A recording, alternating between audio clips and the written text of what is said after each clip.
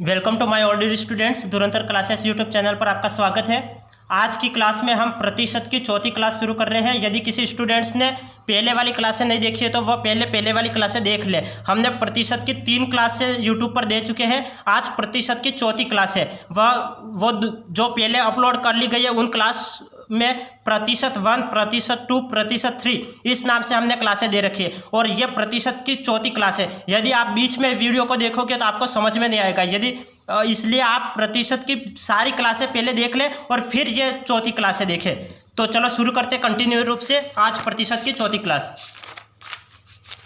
तो देखिए प्रतिशत, तो प्रतिशत में हमने क्या देखा था। तो प्रतिशत निकालना मैंने पहले आपको क्लासों में बता दिया है। तो आज मैं कुछ और नया सिखाऊंगा कि जैसे आय होती है,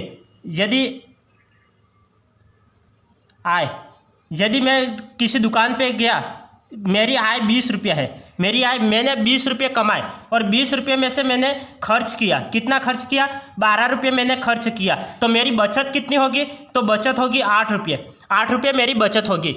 यदि मेरी आय 20 रुपये है और मैं 12 रुपये खर्च कर लेता हूँ, 12 रुपये मेरा खर्चा होता है, तो मेरी बचत कितनी होगी? 8 रुपये मेरी बचत होगी। तो ये फार्मूला क्या हो गया?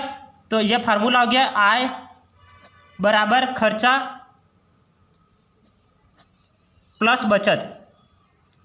तो ये तो आपको बताने की ज़रूरत नहीं है। हम कोई भी पैसा कमाते हैं तो या तो हम खर्चा करते हैं या बचत करते हैं। तो आय बराबर क्या हो जाएगी? खर्चा प्लस बचत हो जाएगी। आय बराबर खर्चा प्लस बचत। तो ये फॉर्मूला आपको याद रखना है। तो अब कंटिन्यू रूप से सवाल को वापस कंटिन्यू करते हैं।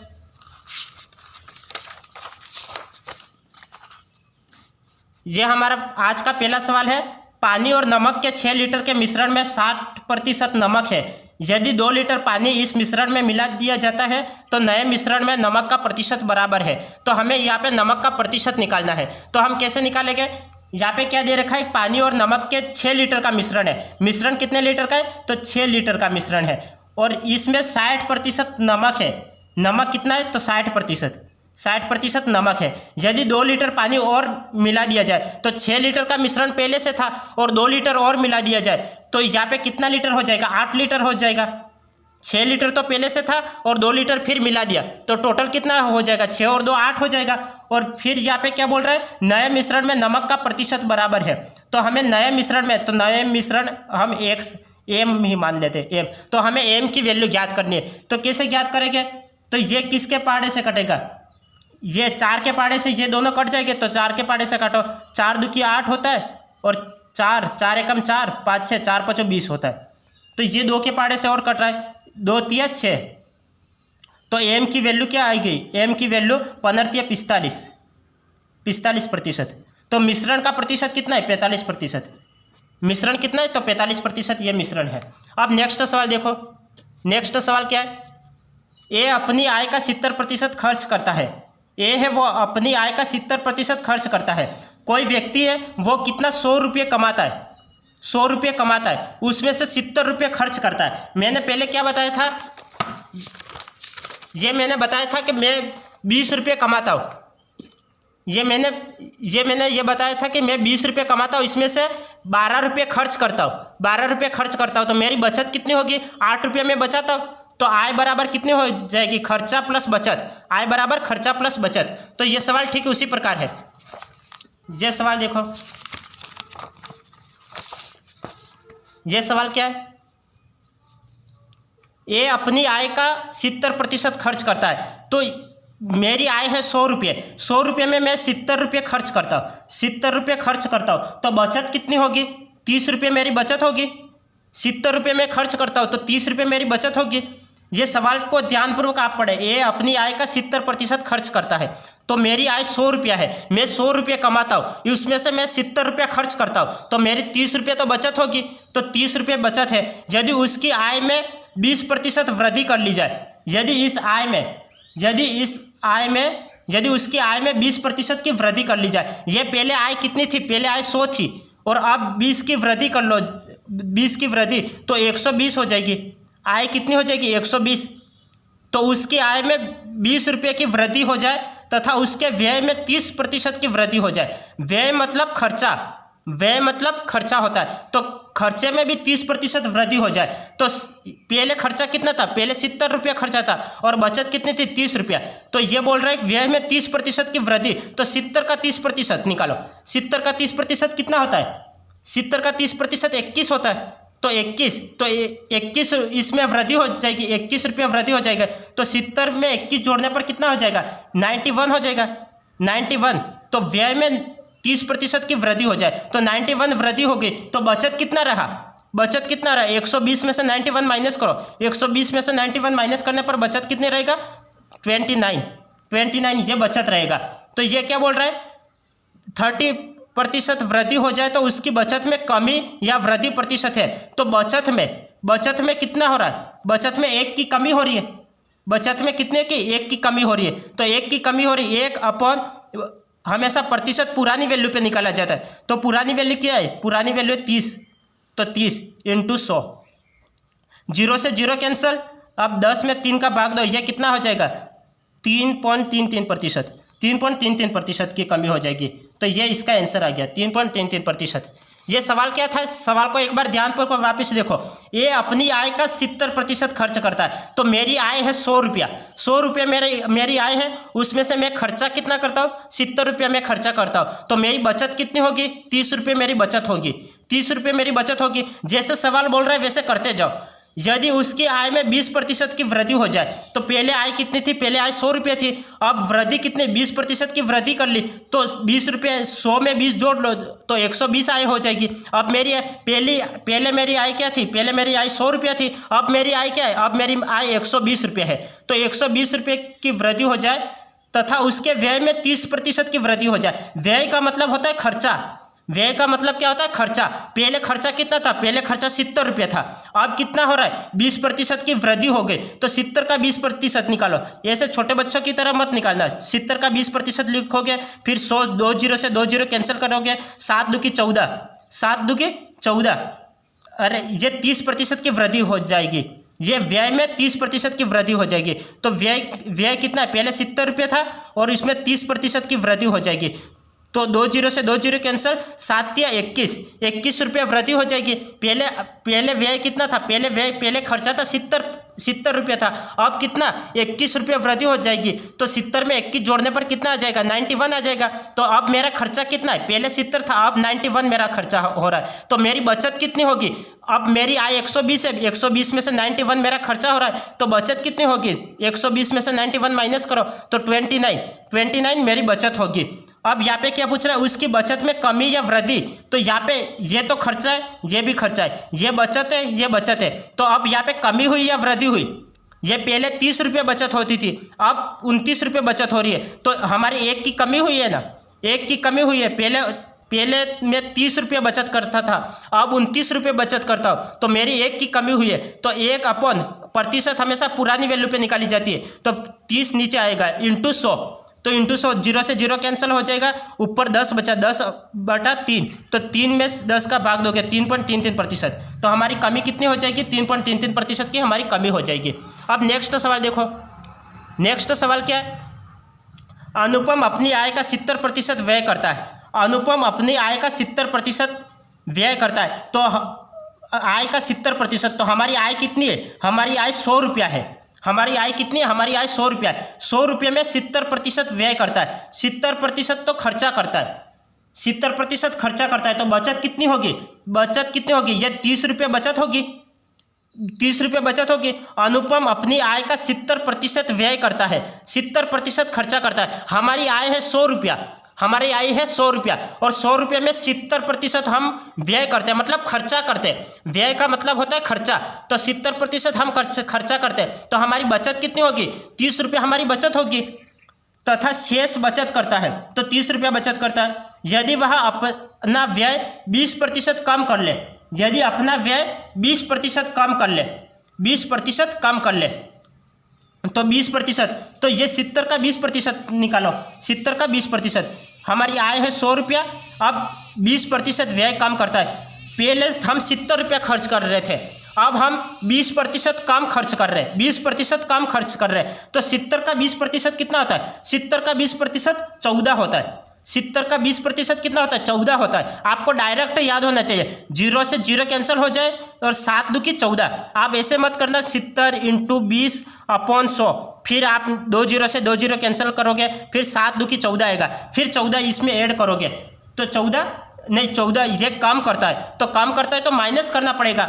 पहले हम 70 रुपये खर्च कर रहे थे, अब 20% कम खर्च कर रहे हैं, तो 20% का मतलब 70 का 20% कितना होता है? 70 का 20% 7 दूनी 14 होता है, तो 14 रुपये कम खर्च करता है। तो 70 में से 14 माइनस करो, 70 में से 14 माइनस करने पर कितना आ जाएगा? 56 आ जाएगा। तो 56 रुपया, पहले मैं 70 रुपये खर्च कर रहा था, अब कितना खर्च कर रहा हूँ? 56 रुपया कम खर्च कर रहा हूँ। तो बचत कितनी रहेगी? बचत कितनी? पहले बचत 30 रहती थी, अब बचत कितनी रहेगी? 100 में से 56 माइनस करो, 100 में से 56 माइनस करो तो 44 रुपये मेरी बचत होगी, 44 रुपये मेरी बचत होगी। तो अब क्या पूछ रहा है? ये कम कर दे तो उसकी बचत में कितनी वृद्धि होगी? ये बचत, ये तो खर्चा है और बचत कितनी? ये बचत है। पहले मैं 30 रुपये बचत कर रहा था, अब कितनी बचत करता हूँ? अब 44 रुपये बचत कर रहा हूँ। तो कितनी वृद्धि हो रही है? कितनी वृद्धि हो रही है? 14 रुपये की वृद्धि हो रही है। 14 रुपये में पहले की तुलना में 14 रुपये में ज़्यादा बचा रहा हूँ, तो 14 रुपये ज़्यादा बचा रहा हूँ। तो 14, अब प्रतिशत निकालना है, तो प्रतिशत हमेशा पुरानी वैल्यू पे निकाला जाता है, तो अपन में 30 आ जाएगा, इंटू 100 0 से 0 कैंसल। अब इसको ये 14 में 10 का गुणा करने पर कितना हो जाएगा? 140 हो जाएगा। 140 में 3 का भाग दे दो, कितना आ जाएगा? 140 में 3 का भाग दे दोगा तो 3 चौक 12, 13 14 2 बचे 20 हो जाए, तो 17 18 19 20 2 बचे 2/3, 46 सही 2/3%। तो 46 सही 2/3% ये आ रहा है, तो ये इसका आंसर आ गया। 46 सही 2/3% इसका आंसर आ गया ये। अब नेक्स्ट सवाल देखो, नेक्स्ट सवाल क्या है? ये सवाल है, ए अपनी आय का 40% व्यय करती है। ए कोई किसी का नाम है, ए अपनी आय का 40% व्यय करती है, 40%। तो हमारी आय कितनी है? हमारी आय 100 रुपया हमारी आय है, 100 रुपया हमारी आय है। तो इसमें से हम 40 रुपया व्यय करते हैं, 40 रुपया हम खर्चा करते हैं, 40 रुपये हम खर्चा करते हैं, तो बचत कितनी होगी? 60 रुपये हमारी बचत हो जाएगी, 60 रुपये हमारी बचत हो जाएगी। ये सवाल को आप ध्यानपूर्वक पढ़ो। ये अपनी आय का 40% व्यय करती है, तो हमारी आय है 100 रुपया, 100 रुपये हमारी आय है, तो हम कितना 40 रुपये हम खर्चा करते हैं, तो हमारी बचत कितनी होगी? 60 रुपये हमारी बचत होगी। तथा शेष बचत करती है यदि आय में कुछ वृद्धि होने पर, तो हमारी यहाँ पे कुछ वृद्धि हो जाती। यहाँ पे आय कितनी है वो हमें पता नहीं है, यहाँ पे हमारी आय कितनी है वो हमें पता नहीं है। यदि आय में कुछ वृद्धि होने पर वह अपनी आय अपने व्यय में 20% वृद्धि करती है। आय में वृद्धि होने पर वह अपने व्यय में 20% की वृद्धि करती है। व्यय खर्चे में 20% की वृद्धि करती है, खर्चे में 20% की वृद्धि करती है। तो 40 का 20% कितना होता है? 40 का 20% कितना होता है? 40 का 20% 8 होता है। 40 का 20% कितना होता है? 8 होता है। 40 का 20% आप ऐसे मत निकालना, ये ऐसे लिखोगे, मैं आपको ऐसे समझाने के लिए ऐसे बता रहा हूँ, जबकि ऐसे ये 0 से 0 वैसे कैंसिल हो जाएगा। आप डायरेक्ट देखो, 4 दूनी 8, तो 40 का 20% 8 होता है, तो 20% वृद्धि करती है। तो 40 में 8 जोड़ने पर 48 रुपये।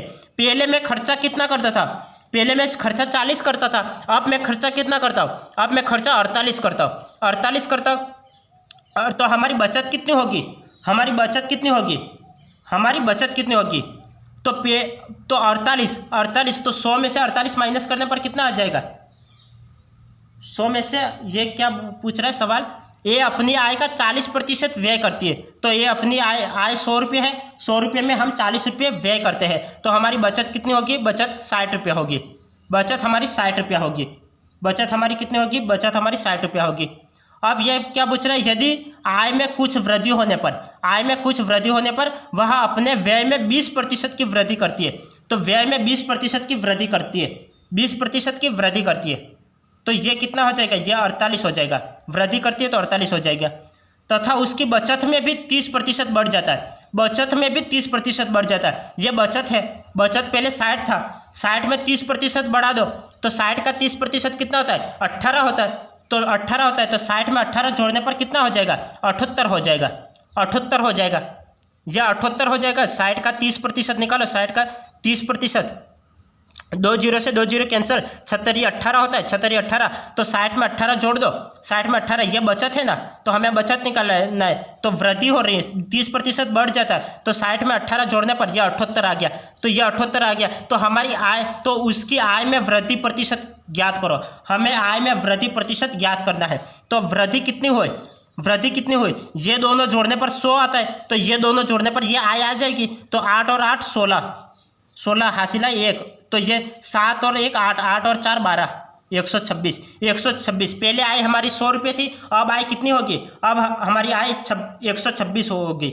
अब हमारी आय कितनी होगी? 126। तो हमें क्या पूछ रहा है? आय में वृद्धि प्रतिशत ज्ञात करो। हमें वृद्धि प्रतिशत ज्ञात करना है। तो पहले हमारी आय 100 रुपये थी, अब हमारी आय कितनी होगी? 126 हो गई। 126 हो गए तो कितनी वृद्धि हुई? 26% की वृद्धि हुई। कितनी वृद्धि हुई? तो 26% की वृद्धि हुई। तो ये 26%, ये आंसर आ गया। 26% ये हमारा आंसर आ गया। सवाल क्या पूछ रहा था? सवाल को एक बार ध्यानपूर्वक वापस पढ़ो।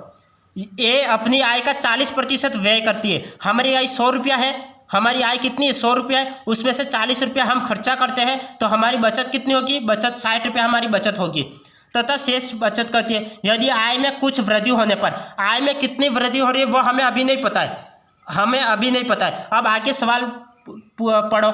अपने आय में 20% वृद्धि करती है, व्यय में 20%, व्यय मतलब खर्चे, ये हमारा खर्चा है और ये बचत है, तो खर्चे में 20% वृद्धि करती है। तो ये 40 का 20% निकालो, 40 का 20%, 40 का 20%, तो 40 × 20/100, 2 जीरो से 2 जीरो कैंसिल, 4 2 की 8, तो 8 वृद्धि हो रही है। पहले 40 थी, 40 में 8 जोड़ दो तो 48 हो जाएगा। तो हमारा खर्चा पहले की तुलना में कितना हो जाएगा? 48 हो जाएगा, तथा उसकी बचत में 30% बढ़ जाती है। तो ये बचत है, बचत कितना है? बचत 60 रुपया है, तो 60 में 30% बढ़ जाता है, तो 60 का 30% निकालो। 60 का 30% कितना होगा? 60 का 30%, तो 2 जीरो से 2 जीरो कैंसिल, 76 18, 18, तो 60 में 18 जोड़ दो, 60 में 18 जोड़ने पर कितना हो जाएगा? 78 आ जाएगा। तो पहले हमारा खर्चा कितना होता था? 40 होता था, अब खर्चा 48 हो रहा है। पहले हमारी बचत कितनी थी? 60 रुपये हमारी बचत थी, अब हमारी बचत कितनी है? 78 रुपये हमारी बचत है। तो टोटल हमारी आय कितनी हो जाएगी? ये दोनों जोड़ने पर 100 आता है, तो ये दोनों जोड़ने पर हमारी आय आ जाएगी। तो 48 और 78 जोड़ने पर 126 आ रहा है, 126 आ रहा है। तो पहले हमारी आय 100 थी, अब हमारी 126 आय हो गई। तो हम कितनी वृद्धि हुई? पहले 100 थी, अब 126 हो गई, तो 26% की वृद्धि हुई। तो ये 26%, ये इसका आंसर आ गया। 26% इसका आंसर आ गया। अब नेक्स्ट सवाल देखो। नेक्स्ट सवाल क्या है? ये नेक्स्ट सवाल है, वंदना अपनी आय का 60% व्यय करती है। वंदना अपनी आय का 60% व्यय करती है। हमारी आय कितनी है? हमारी आय 100 रुपये हमारी आय है, उसमें से 60% व्यय करती है, मतलब 60% खर्चा करती है। तो बचत कितनी होगी? 40 रुपये हमारी बचत होगी, 40 रुपये हमारी बचत होगी। 60 रुपये हमारे खर्च करती है वंदना अपनी आय का। तो हमारी आय कितनी? आय 100 रुपये हमारी आय है, उसमें से 60% व्यय करती है, तो 40% हमारे बचत हो जाएगी, 40% बचत हो जाएगी। तो शेष बचत करती है। यदि उसकी आय में 30% वृद्धि हो जाए, ये आय है, ये क्या है? ये हमारी आय है। तो आय में 30% की वृद्धि हो जाए, आय में 30% की वृद्धि हो जाए, तो पहले हमारी आय 100 रुपये थी, 30% की वृद्धि करने पर हमारी आय कितनी हो जाएगी? 130 रुपये हो जाएगी, 130 रुपये हमारी आय हो जाएगी, वृद्धि हो जाए। तथा उसके व्यय में 20% की वृद्धि हो जाए, तो व्यय खर्चे में 20% की वृद्धि हो जाए। ये खर्चा पहले 60 था, तो 60 में 20% की वृद्धि हो जाए, तो 60 का 20% कितना हो जाएगा? 6 2 की 12, 6 2 की 12, तो 12% की 12 रुपये की वृद्धि हो जाएगा। तो 60 में 12 जोड़ने पर कितना हो जाएगा? 60 में 12 जोड़ने पर कितना हो जाएगा? 72 हो जाएगा, 72 हो जाएगा। तो वृद्धि हो जाए तो हमने कैसे निकाला? ये 60 का 20% निकाला। 60 का 20% कैसे निकालोगे?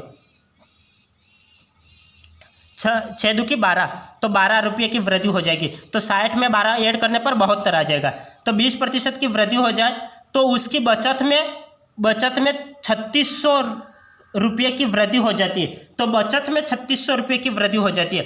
तो ये क्या है, यहाँ पे क्या बता रखा है कि खर्चा कितना है, खर्चा 20% वृद्धि हो जाए तो बचत कितनी होगी, बचत कितनी होगी 130 में से 72 माइनस करो, 130 में से 72 माइनस करोगे तो 58 आ जाएगी, 58 हमारी आ जाएगी, 58 आ जाएगी ना। 20% वृद्धि हो जाए तो उसकी बचत में 3600 रुपये की वृद्धि हो जाती है। तो बचत में 3600 रुपये की वृद्धि हो जाती है। तो बचत कितनी हो रही है, इन दोनों के मध्य बचत कितनी हो रही है, बचत कितनी हो रही है। पहले हमारी बचत कितनी होती थी, पहले हमारी बचत होती थी 40 रुपया, अब हमारी बचत कितनी हो रही है, अब हमारी बचत हो रही है 58 रुपया। तो इसके मध्य अंतर कितने का है, पहले 40 रुपये बचत हो रही थी, अब 58 रुपये बचत हो रही है। तो उसमें बचत हो रही है टोटल 18 रुपये अधिक बचत हो रही है, 18 रुपये अधिक बचत हो रही है, 18 रुपये अधिक बचत हो रही है। तो 18 की वैल्यू क्या दे रखी है, 18 की वैल्यू दे रखी है, उसकी बचत में 3600 रुपये की वृद्धि हो जाती है। तो बचत में कितनी वृद्धि हो रही है, बचत में कितनी वृद्धि हो रही है, पहले 40 रुपये की बचत हो रही थी, अब 58 रुपये की बचत हो रही है, वृद्धि कितनी हो रही है 18 रुपये की वृद्धि हो रही है। इस 18 की वैल्यू क्या दे रखी है, 18 की वैल्यू 3600 दे रखी है, 3600 दे रखी है। ये कितना गुना है, 18 का 18 दूनी 36, 18 का 18 दूनी 36, ये 200 गुना है। ये कितना गुना है, ये 18 में 200 का गुणा करूँगा 3600 आ जाएगा।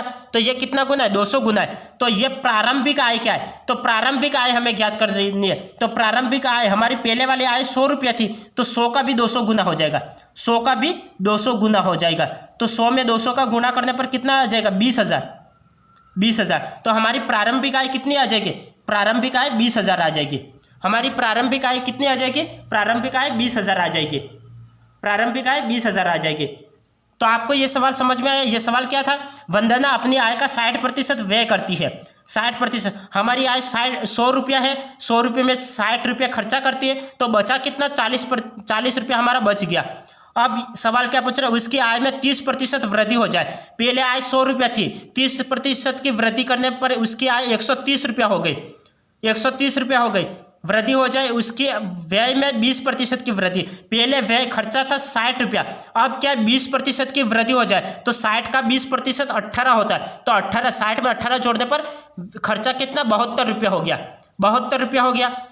तो उसकी बचत में 3600 रुपये की वृद्धि हो जाती है। तो यहाँ पे खर्चा कितना हो रहा है, पहले 60 रुपया खर्चा होता था, अब खर्चा कितना होता है 72 रुपया खर्चा होता है। तो बचत कितना होगा, बचत कितना होगा, तो 130 में से 72 माइनस करो, 130 में से 72 माइनस करो तो 58 रुपया हमारा बचत होगा, 58 रुपया हमारी बचत होगा। तो बचत में 3600 रुपये की वृद्धि हो जाती है। पहले बचत था 40 रुपया, अब बचत है 58 रुपया।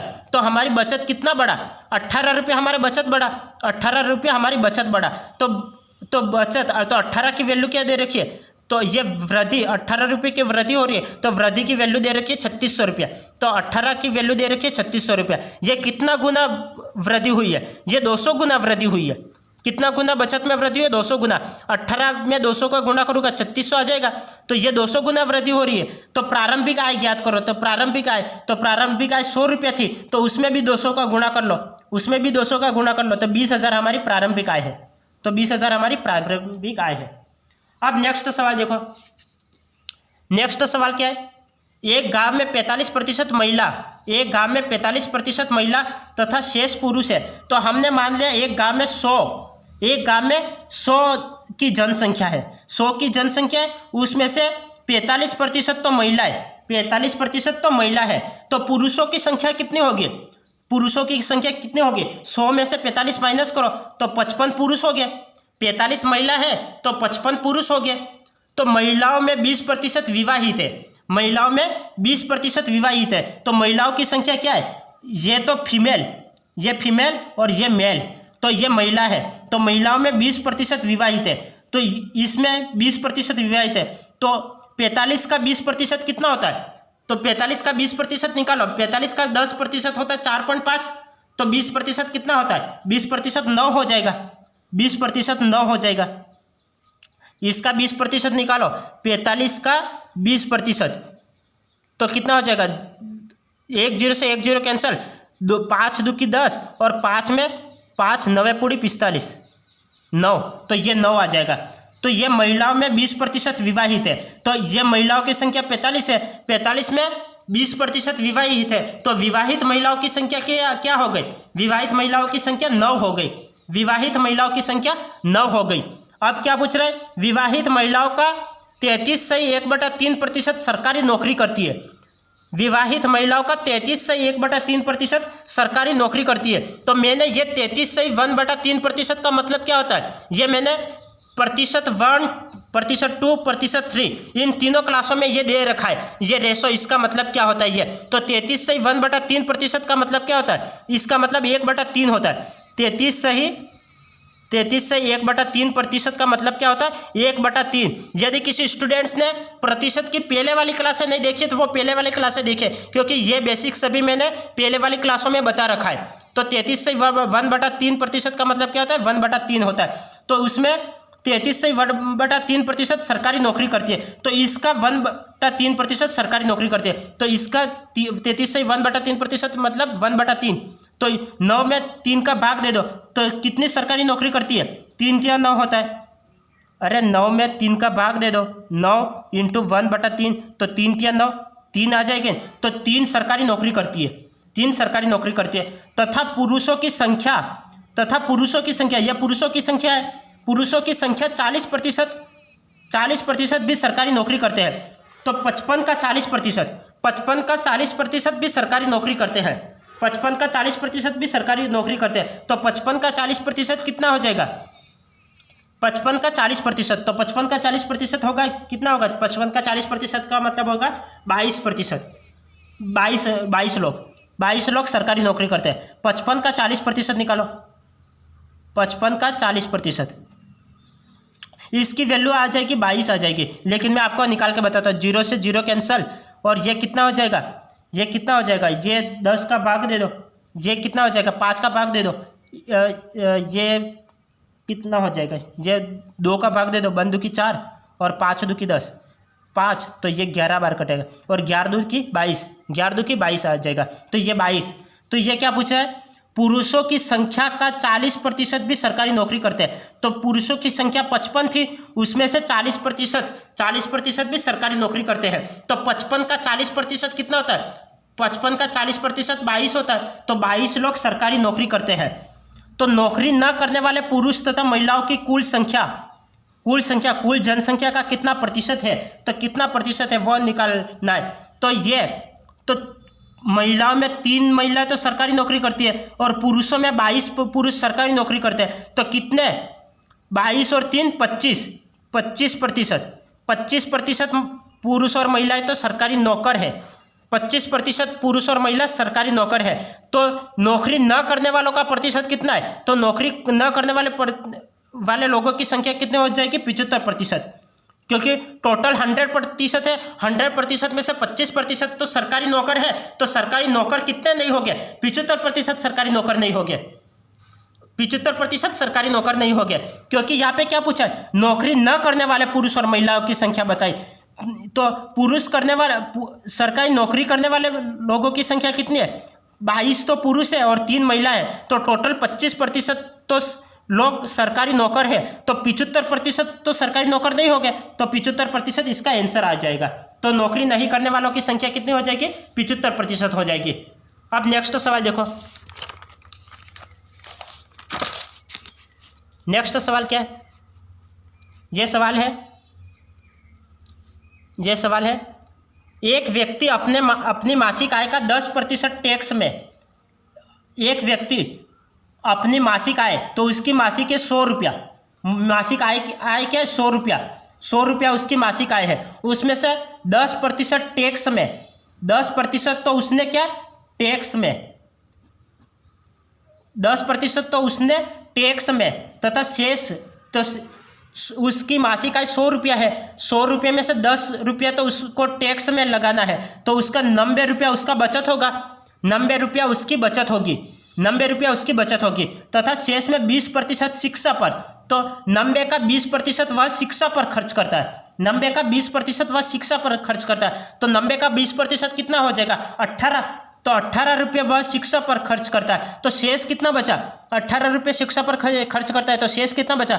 90 में से 18 माइनस करो तो 72 रुपया, 72 रुपया शेष रहता है, तो 72 रुपया शेष रहता है। तो फिर शेष का 25% भोजन पर व्यय करता है, शेष का 25% वह भोजन पर व्यय करता है, 25% वह भोजन पर। तो 72 का 25% निकालो, 72 का 25% निकालो, 72 का 25% वह भोजन पर खर्च करता है, तो 72 का 25% कितना हो जाएगा? 72 का 25% हो जाएगा 18 रुपया, 18 रुपये वह भोजन पर। जैसे 72 का 25% ये ऐसे निकालना है, तो ये कितना 25 के पहाड़े से काटो तो 25 चौक 100, 25 चौक 100, तो ये 1 चौक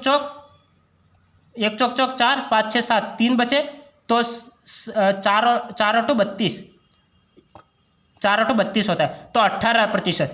तो ये 18 रुपये, ये क्या बोल रहा है? शेष का 25% वह भोजन पर व्यय करता है, शेष का 25% वह भोजन पर व्यय करता है। तो 72 का 25% निकालना, 72 का 25% वह भोजन पर व्यय करता है, तो 72 का 25% तो 18 रुपये, तो 18 रुपये वह भोजन पर खर्च करता है। तो शेष कितना बचा? तो 72 में से 18 माइनस करो, 72 में से 18 माइनस करो तो कितना आ जाएगा? 54 रुपया आ जाएगा, 54 रुपया। 72 में से 18 माइनस करोगे 54 रुपया उसका शेष बचा। तो इसके पश्चात उसके पास 5400 रुपये शेष रहते हैं। ये 54 की वैल्यू क्या है? 54 की वैल्यू, 54 तो उसके पास बचत रहा, 54 का तो उसके पास बचत रहा। इस बचत की वैल्यू क्या है? बचत की वैल्यू 5400 रुपये। ये कितना गुना है? ये 100 गुना है। ये 54 में 100 का गुणा करोगे तो 5400 आएगा ना, तो ये 54 का कितना गुना है? 100 गुना है। तो उसके पास 5400 रुपये शेष रहता है, तो उसकी मासिक आय ज्ञात कीजिए। तो मासिक आय तो 100 रुपये थी, तो ये 100 गुना हो रहा था, इसका भी 100 गुना कर लो, तो इसका 100 गुना करने पर कितना आ जाएगा? 10,000 रुपया। तो 10,000 रुपया उसकी मासिक आय हो जाएगी, 10,000 रुपया उसकी मासिक आय हो जाएगी, 10,000 रुपया उसकी मासिक आय हो जाएगी। अब नेक्स्ट सवाल देखो, नेक्स्ट सवाल क्या है?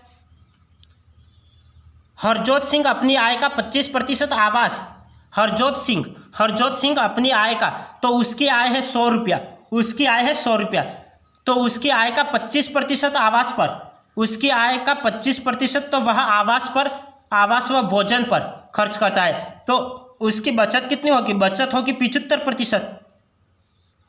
25 और 75 जोड़ोगे तो अब 100 हो जाएगा ना, तो 25 रुपये तो वह आवास पर खर्च करता है, तो 75 रुपया उसका बचत हो गई, तो 75 रुपया उसकी बचत हो गई, तथा शेष का 20% बच्चों पर, तो ये 75% तो बचत हो गई, उसका 20% वह बच्चों पर खर्च करता है, उसका 20%। तो 75 का 20% कितना होगा?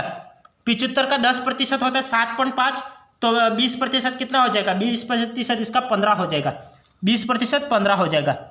अरे 75 का 20% निकालो, कितना हो जाएगा? ये आपको ऐसे एग्जाम में नहीं करना है, आपको डायरेक्ट निकालना है। तो 75 का 10% कितना होता है? 7.5 होता है, तो 20% कितना होता है? 20% कितना हो जाएगा? 15 हो जाएगा। तो शेष कितना बचेगा? शेष कितना बचेगा? 75 में से 15 माइनस करो तो ये 60 शेष बचेगा। तो 75 का 20% निकालो, ये कैंसिल हो जाएगा, 0 से 0, 2 बचे 10, तो 5 से काटो, 5 से काटो, कितने बार कटेगा? ये 15 बार कटेगा, 15 बार कटेगा, तो ये आंसर आ जाएगा। तो इस तरह से तो 75 का 20% बच्चों पर तथा शेष 50% अन्य व्यय पर खर्च करता है। तो ये 20% तो उसने 75 का 20% तो उसने बच्चे पर खर्च कर लिया, तो शेष कितना बचा? शेष 60% बचा, 60 बचा, और उसका 50% अन्य व्यय पर, 60 का 50%, 60 का 50% अन्य व्यय पर खर्च करता है। तो 60 का 50% मतलब 60 का आधा, 60 का आधा कितना हो जाता है? 60 का आधा 30 होता है, 60 का आधा 30 होता है, तो 60 का आधा 50% का मतलब 1/2 आधा, तो ये आधा 60 का 30, 60 का आधा कितना हो जाएगा? 30, तो 30 रुपये वह अन्य व्यय पर खर्च करता है। यदि उसकी मासिक बचत तो ये 30 रुपये तो अन्य व्यय पर खर्च करता है, तो उसकी बचत कितनी हुई? 30 रुपये उसकी बचत हुई। तो इस मासिक बचत का 300 रुपया है। तो ये बचत की वैल्यू कितनी दे रखी है? 300 दे रखी है। तो ये 30 का कितना गुना है? 30 का 10 गुना है, 10 गुना है। तो फिर ये क्या बोल रहा है? उसकी वार्षिक आय होगी, तो हमें वार्षिक आय निकालनी है। तो ये बचत का तो 300 रुपया, तो 300 उसके 10 गुना हो जाएगा। ये 30 का 10 गुना 300 होता है, तो ये 10 गुना है, तो ये उसकी प्रारंभिक आय कितनी हो जाएगी, प्रारंभिक आय भी 10 गुना हो जाएगी, तो इसकी 10 गुना कितने हो जाएगा 1000। तो ये तो उसकी मासिक आय निकली, 1000 को इसकी मासिक आय निकली, लेकिन उसने क्या पूछा है, वार्षिक आय पूछा है। तो वार्षिक आय पूछा है तो 1000 में 12 को गुणा कर लो, 1000 में 12 को गुणा कर लो तो 12,000 रुपया, 12,000 रुपया उसकी वार्षिक आय हो जाएगी, 12,000 रुपया उसकी वार्षिक आय हो जाएगी। तो सवाल क्या पूछा था, सवाल हमें पूछा था हरजोत सिंह अपनी आय का 25% आवास व भोजन पर खर्च करता है। तो उसकी आय कितनी है, उसकी आय 100 रुपया है, उसमें से 25% तो वह भोजन पर खर्च करता है, तो उसकी बचत कितनी हुई, तो 75 रुपये उसकी बचत हुई। 25 रुपये वह खर्च करता है तो 75 रुपये उसकी बचत हो गई। अब क्या पूछ रहा है, तथा शेष का 20% बच्चों पर, तो ये बचत होगी, तो बचत का 20% वह बच्चों पर खर्च करता है। तो 75 का 20% कितना होता है, 75 का 20% 15 होता है, तो 15 वह बच्चों पर खर्च करता है, तो उसकी बचत कितनी हुई, 75 में से 15 माइनस करो तो 60 रुपया, तो 60 रुपया उसकी बचत हुई, तो उसकी बचत हुई 60 रुपया।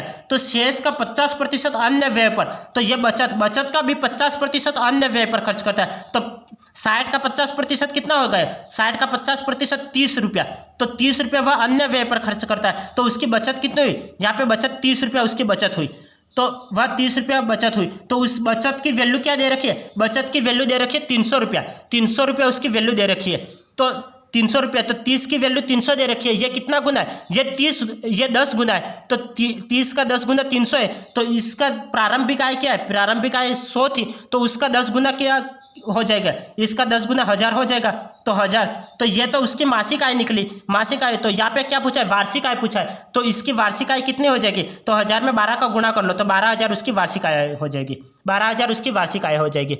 अब नेक्स्ट सवाल देखो, नेक्स्ट सवाल क्या है, मोहित अपनी आय का 7% दान देता है, उसकी आय है 100 रुपया, उसकी आय है 100 रुपया, 100 रुपये में से 7% तो वह दान देता है, 7% वह दान देता है, 7% वह दान देता है, 7% वह दान देता है, तथा शेष का 10% वह बैंक में जमा करता है। 7% दान देता है तो शेष कितना बचा, शेष 93 बचा, शेष कितना बचा, शेष 93 बचा। मोहित अपनी आय का 7% दान देता है, तो 7% दान देने पर शेष कितना बचा, उसके पास 93 रुपया बचा, 93 बचा, तो उसका 10% बैंक में जमा करता है। 93 का 10%, 93 का 10% कितना हो जाएगा, 93 का 10% हो जाएगा 9.3, 9.3 वह बैंक में जमा करता है, 9.3 वह बैंक में जमा करता है, तो 9.3, 93 का 9.3 उसने बैंक में जमा कर लिया, तो उसके पास शेष कितना बचा, 93 में से 9.3 माइनस करो तो ये कितना शेष कितना बचेगा, 83.7 ये शेष बचेगा। जैसे 93 में 9.3 माइनस करो तो कितना हो जाएगा, 10 में से 3 गए तो 7, 93 में से 10 गए तो कितना हो जाएगा, 93 में से 10 गए तो 83, तो 83.7 ये उसके पास शेष रहेगा, शेष रह गया। तो जमा 10% बैंक में जमा कर रहा था, 93 का 10% 9.3 उसने बैंक में जमा कराया, तो उसके पास शेष कितना बचा, तो 83.7 ये शेष बचा। अब यदि उसके पास 16,740 रुपये शेष बचता है तो 83 का, तो इसकी वैल्यू क्या दे रखी है, 83.7 की वैल्यू दे रखी है 16,740 रुपया, 16,740 रुपया उसकी वैल्यू दे रखी है।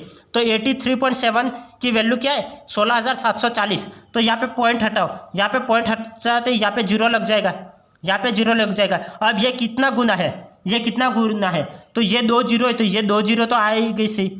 अब ये इसका जस्ट मैं डबल देख रहा हूँ, क्योंकि 7 दूकी 14 होता है, तो हासिल आया 3 दूकी 6 और 1 7, 8 दूकी 16, तो ये 200 गुना हो जाएगा, ये 200 गुना हो जाएगा। ये इसका 200 गुना है, तो प्रारंभिक आय क्या थी, प्रारंभिक आय 100, तो इसका भी 200 गुना हो जाएगा, इसका भी 200 गुना हो जाएगा, तो उसकी आय कितने हो जाएगी, उसकी आय 100 का 200 गुना कितना हो जाएगा, 20,000 रुपया, 20,000 रुपया। तो उसकी आय क्या, उसकी आय है, तो उसकी आय 20,000 रुपया, 20,000 रुपया उसकी आय होगी, 20,000 रुपया उसकी आय होगी। अब नेक्स्ट सवाल देखो, नेक्स्ट सवाल क्या है, ये सवाल दे रखा है, रतनलाल जी अपनी आय का 10% मकान का किराया देते हैं, रतनलाल जी अपनी आय का 10% मकान का किराया देते हैं, उसकी आय है 100 रुपया, उसमें से 10% तो वह मकान का किराया देते हैं, तो उसके पास शेष कितना बचा, उसके पास शेष 90 रुपया, 100 रुपया है उनके पास और 10 रुपया मकान का किराया देते हैं, तो उनके पास शेष कितना बचा? 90 रुपया उसके पास शेष बचा। तो शेष का 20% वह शिक्षा पर खर्च करते हैं और 90 का 20%, 90 का 20%। अब मैं आपको डिटेल में करके नहीं बताऊंगा। 90 का 20% कितना होता है, आप ही डायरेक्ट सोचो। 90 का 20% 18 होता है, तो 18 रुपये वह शिक्षा पर खर्च करते हैं। तो उनके पास शेष कितना बचा? शेष 72 रुपये बचेगा। 90 में से 18 माइनस करो, 90 में से 18 माइनस करो तो 72 रुपये उनके पास शेष, 90 रुपये उनके पास शेष बचेगा। अरे 72 रुपये उसके पास शेष बचेगा। वहाँ 90 रुपये बचत करते हैं, 90 में से 20% वह शिक्षा पर खर्च करते हैं। 90 का 20% 18 होता है, तो 18 रुपये वह शिक्षा पर खर्च करते हैं। तो उनके पास शेष कितना बचा? शेष 72 बचा, 72 शेष बचा। अब शेष का 12 से 1/2% वह मनोरंजन पर, 12 से 1/2%। तो 12 से 1/2% का मतलब क्या होता है? 12 से ही 1/2, 12 से ही 1/2% का मतलब होता है 1/8। ये मैंने पहले क्लासों में बता रखा है। तो 1/8 वह शिक्षा, वह मनोरंजन पर करते हैं, खर्च करते हैं। तो 72 का 1/8, 12 से 1/2 का मतलब क्या होता है? 1/8। तो 72 में 8 का भाग दे दो, 72 में 8 का भाग दे दो, कितना हो जाए? 8 9 72। तो 9 रुपये वह मनोरंजन पर खर्च करते हैं, तथा 1/9 भाग यात्रा पर खर्च करते हैं। इसका ही 1/9 भाग, इसका 1/9 भाग यात्रा पर। तो 72 का 1/9 भाग यात्रा पर खर्च करते हैं, कितना आ जाएगा? 8। तो 8 रुपये वह यात्रा पर खर्च करते हैं, तथा उसके पास 5500 रुपये शेष रहते हैं। तो 72 में 9 रुपये तो वह मनोरंजन पर खर्च कर रहे हैं और 8 रुपये वह यात्रा पर खर्च कर रहे हैं। तो टोटल कितने? 8 8 16 और 17 रुपये खर्च कर रहे हैं। तो उनके पास कितना बचा?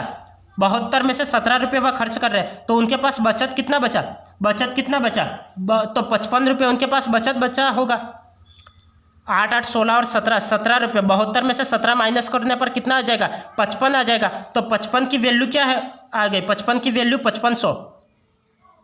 55 की वैल्यू क्या है? 5500 रुपया, 5500 रुपया। तो ये कितना गुना हो गया? ये 100 गुना हो गया।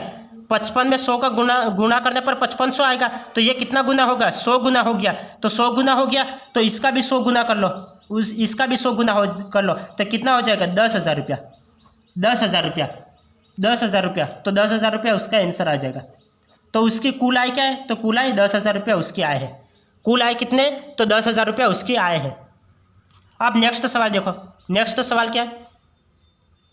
नेक्स्ट सवाल है, किसी चुनाव में खड़े दो प्रत्याशी, किसी चुनाव में खड़े दो प्रत्याशियों में से विजय प्रत्याशी को डाले गए मतों का 55% प्राप्त हो। किसी चुनाव में खड़े दो प्रत्याशियों में से किसी में से विजय प्रत्याशी को डाले गए मतों का 55% प्राप्त हुआ।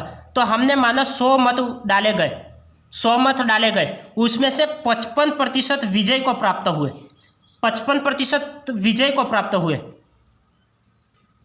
विजय प्रत्याशी को 55% वोट मिले, तो अविजय जो हारने वाले प्रत्याशी को कितने मिलेंगे? 45% मिलेंगे। हारने वाले को कितने मिलेंगे? 45% मत मिलेंगे। यदि किसी मतदान केंद्र पर 100% मतदान हुआ, 100% मतदान हुआ, उसमें से विजय प्रत्याशी को 55% वोट मिले, तो अविजय को कितने मिलेंगे?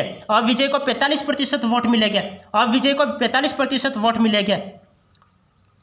तो 55% प्राप्त हुए, तथा वह 51 मतों से विजय रहा, 51 मतों से विजय रहा। तो उनके मध्य अंतर कितने का रहा? उनके मध्य अंतर कितने का रहा? यहाँ पे अंतर कितने का है? 45 और 55, तो 10 का अंतर है, 10 का अंतर है, तो 10 का अंतर है। तो अंतर तो कितने मतों से विजय रहा? कितने मतों से विजय रहा? तो 5100 मतों से विजय रहा। उनका अंतर कितने रहा? हारने वाले और जीतने वाले के बीच अंतर कितने रहा? 5100 वोटों का रहा। तो ये अंतर कितने रहा? 10 का अंतर रहा। तो 10 की वैल्यू कितनी? 5100। ये कितना गुना है? ये कितना गुना है? 510 गुना है। 510 में 10 का गुणा कर लोगे तो 5100 आ जाएगा।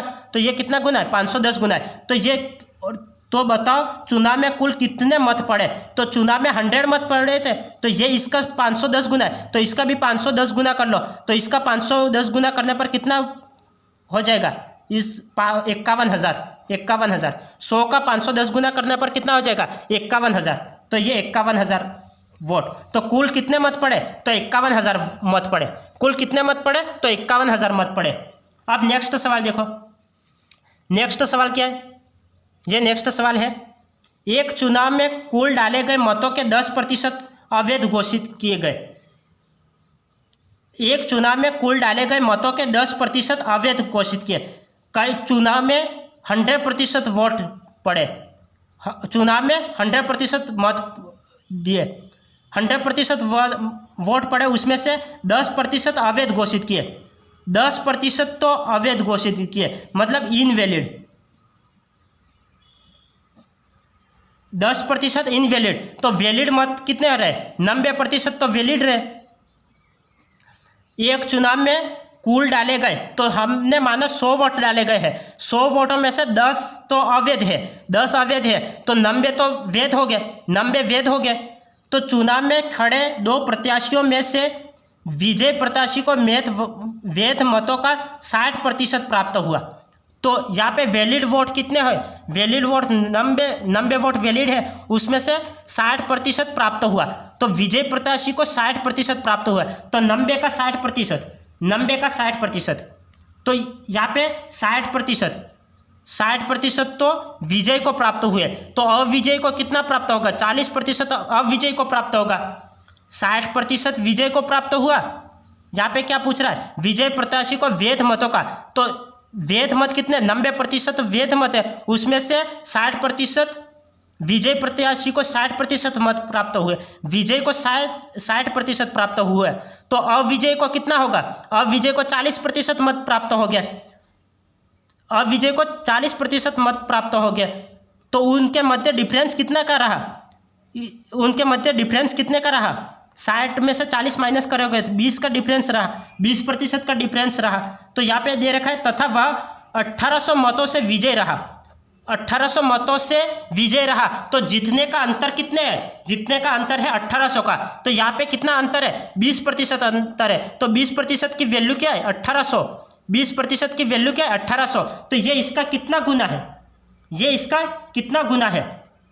अरे 2 मिनट, ये कितना है? ये क्या पूछ रहा है? एक चुनाव में कुल डाले गए मतों का 10% अवैध घोषित किए गए। हाँ, चुनाव में खड़े 2 प्रत्याशियों में विजय प्रत्याशी को वैध मतों का, तो ये 90 तो वैलिड मत प्राप्त हुए, उसमें से 60% विजय को प्राप्त हुए, विजय प्रत्याशी को 60% प्राप्त हुए, 60% प्राप्त हुए विजय प्रत्याशी को। तो 90 का 60% निकालो, 90 का 60% निकालोगे तो कितना हो जाएगा? 9 छंग 54, तो 54 वोट तो विजय प्रत्याशी को प्राप्त हो गया। तो अविजय को कितना प्राप्त होगा? अविजय को 36 प्राप्त होगा, अविजय को 36% मत प्राप्त होगा, तो 36 मत प्राप्त होगा। तो उसमें से अंतर कितना है? विजय प्रत्याशी को 60% मत प्राप्त होता है। तो 90 का 60% कितना होता है? 90 का 60%, 2 0 से 2 0, 9 छंग 54, 9 छंग 54, तो 54 वोट तो प्रत्याशी विजय प्रत्याशी को प्राप्त हुए। तो अविजय को कितना? अविजय को 36 प्राप्त होगा, क्योंकि 90 में से 54 माइनस करने पर 36 आ गए। अब इसके मध्य अंतर कितना है? इसके मध्य अंतर कितना है? 54 में से 36 माइनस करो तो 18 का अंतर है, 18 का अंतर है। तो 18 की वैल्यू क्या है? 18 की वैल्यू 1800 दे रखी है, 18 की वैल्यू 1800 दे रखी है, 1800 मतों से विजय रहा। तो 1800, तो यह कितना गुना है? यह 100 गुना है। 18 में 100 का गुना करोगे तो 1800 आ जाएगा, तो ये इसका भी 100 गुना हो जाएगा, ये 100 गुना हो जाएगा। तो कुल कितने मत डाले गए? तो इसका 100 गुना, तो 10,000 वोट डाले गए, तो 10,000 वोट डाले गए, तो 10,000 वोट डाले गए। तो ये इसका आंसर आ गया, ये इसका आंसर आ गया, 10,000 वोट डाले गए, ये इसका आंसर आ गया। इस सवाल को एक बार आप वापस समझो। ये सवाल क्या बोल रहा था? सवाल बोल रहा था एक चुनाव में कुल डाले गए मतों के 10% अवैध घोषित किए। कुल 100 मत डाले गए, 100 में से 10% तो अवैध घोषित हुए, तो 90 वोट तो वैलिड हो गए। ये तो अवैध है, तो ये वैध घोषित, ये वैध कितने? 90% तो वैध हो गए। तो उसमें से 2 प्रत्याशियों में से विजय प्रत्याशी को वैध मतों का 60%, तो विजय को 60% मत प्राप्त हुए। तो ये 90 का 60% निकालो, 90 का 60% कितना होता है? 9 छंग 54, तो 54 वोट विजय प्रत्याशी को प्राप्त हुए। तो अविजय को कितना प्राप्त होगा? 90 में से 54 माइनस करो तो 36 मत अविजय को प्राप्त होगा। विजय प्रत्याशी को 54 मत प्राप्त हो गए तो अविजय को 36 मत प्राप्त हो गए। तो जीतने का अंतर कितने रहा? 18 मतों का अंतर रहा। तो 18 मतों का अंतर रहा तो 18 की वैल्यू क्या दे रखिए? 18 की वैल्यू दे रखिए विजय रहा। कितना मतों से विजय रहा? 1800 मतों से विजय रहा। तो 18 की वैल्यू दे रखिए 1800। तो ये कितना गुना है? 18 का 100 गुना है 1800, तो ये 100 गुना है, तो इसका भी 100 गुना कर लो तो 10,000। तो कितने कुल कितने मत डाले गए? तो 10,000 मत डाले गए, 10,000 मत डाले गए। अब नेक्स्ट सवाल देखो। नेक्स्ट सवाल कितना है? क्या है? दो प्रत्याशी चुनाव में खड़े होते हैं। दो प्रत्याशी चुनाव में खड़े होते हैं। दो प्रत्याशी चुनाव में खड़े होते हैं। 10% मतदाताओं ने मत नहीं डाला। 10% मतदाताओं ने मत नहीं डाला। 100% वोट डाले गए, उसमें से 10 ने वोट नहीं डाला। 10 ने वोट नहीं डाला तो 90 लोगों ने तो वोट डाले होंगे। 90 लोगों ने तो वोट डाले होंगे। दो प्रत्याशी चुनाव में खड़े होते, 10% मतदाताओं ने मत नहीं डाला, तो 10 ने मत नहीं डाला तो 90 ने डाला। 90 ने डाला। डाले गए मतों में से जीतने वाले प्रत्याशी को 60% मत प्राप्त हुए। तो इसको कितना प्राप्त हो? उसको 60% मत प्राप्त हुए। तो हारने वाले को कितना? हारने वाले को 40% प्राप्त हुए हो गए। जीतने वाले को 90 का 60% प्राप्त होता है, तो हारने वाले को 40% प्राप्त हुए हो गए। हारने वाले को 40% प्राप्त हुए हो गए तथा वह 360 मतों से विजय रहता है। तो इनके मध्य अंतर कितने रहा? जीतने और हारने वाले के मध्य अंतर कितने रहा? यहाँ पे अंतर 20% का अंतर रहा। तो यहाँ पे अंतर कितना रहा? 20%। तो 20%, यहाँ पे अंतर कितना रहा? 20%। तो 90 का 20% कितना होता है? 90 का 20% कितना होता है? 90 का 20% होता है 18। 90 का 20%, 90 का 20% कितना होता है? 2 0 से 2 0 कैंसिल, 9 2 18। तो 18 रहा। 90 का 20% कितना होता है? 18 होता है। तो 18 की वैल्यू क्या दे रखी है? 18 की वैल्यू 360 दे रखी है। तो ये कितना गुना है? 18 दूनी 36। ये कितना गुना है? ये 20 गुना है। तो ये भी कितना हो जाएगा? 20 गुना हो जाएगा। तो ये 2000 वोट। मतदाताओं की संख्या की क्या हो रही होगी? तो 2000 वोट। मतदाता कितने रहेगा होंगे? तो 2000 रहे होंगे। ये सवाल क्या पूछ रहा था? सवाल को एक बार वापस पढ़ो। दो प्रत्याशी चुनाव में खड़े होते हैं। 10% मतदाताओं ने मत नहीं डाला। 100% मतदान केंद्र पर वोट पड़े, उसमें से 10 ने वोट नहीं डाला, तो 90 लोगों ने तो वोट डाले। उसमें से 60% लोग विजय को प्राप्त हुए। जो विजय होता है उसको 60% प्राप्त होते हैं और अविजय को 40% प्राप्त हो। 60% विजय प्रत्याशी को कितना? 60% प्राप्त होते हैं वोट। तो अविजय को कितना? 40% प्राप्त हुए हो गया। अविजय को 40% प्राप्त हो गया। तो इसके मध्य अंतर कितना रहा? जीतने और हारने के मध्य अंतर कितने रहा? 20 का अंतर रहा। 20% का अंतर रहा। यह प्रतिशत है, 20% का अंतर रहा। तो ये 90 टोटल कितने वोट पड़े? 90 वोट पड़े। तो 90 का 20% निकालो। 90 का 20% कितना होता है? 90 का 20% 18 होता है। तो 18 की वैल्यू क्या दे रखी है? 360 दे रखी है। तो 18 की वैल्यू 360। तो ये कितना गुना है? ये 20 गुना है। तो इसका भी 20 गुना कर लो। तो इसका 20 गुना करने पर कितना हो जाएगा? 2000 आ जाएगा। तो 2000 इसका आंसर आ जाएगा। अब नेक्स्ट सवाल देखो। नेक्स्ट सवाल क्या है? इससे आसान विधि और कोई हो ही नहीं सकती है, क्योंकि कई स्टूडेंट क्या कर रहे हैं? पूरी थ्योरी लिखेंगे, तो थ्योरी में आपका समय ज़्यादा लगेगा। तो इससे अच्छा आप इसे डायरेक्ट करो। ये क्या है? आप नेक्स्ट सवाल क्या है? नेक्स्ट सवाल है, दो प्रत्याशी चुनाव में खड़े हुए। 10% मतदाताओं ने मत नहीं दिया। 10%, तो 100% मत पड़े, उसमें से 10 ने वोट नहीं डाले, तो 90 ने तो वोट डाले होंगे। 90 ने वोट डाले होंगे। तो दिए गए मतों में से 11 से 1/9% मत अवैध घोषित किए गए। तो इसमें से भी क्या किया कि 11 से 1/2% मत अवैध घोषित हो गए। अवैध, तो 11 से 1/2% का मतलब क्या होता है? 11 से 1/9% का मतलब क्या होता है? इसका मतलब 1/9 होता है। ये मैंने पहले वाली क्लासों में बता रखा है। 11 से 1/9% का मतलब 1/9 होता है। तो इसका 1/9 करो, तो 90 में से 9 का भाग दे दो, तो कितना आ जाएगा? 10 आ जाएगा। तो 10 वोट तो अवैध घोषित किए। ये क्या? इनवैलिड। ये 10 वोट इनवैलिड है। तो कितने वोट वैलिड हो गए? 80 वोट वैलिड हो गए। 80 वोट वैलिड हो गए। 80 वोट वैलिड हो गए।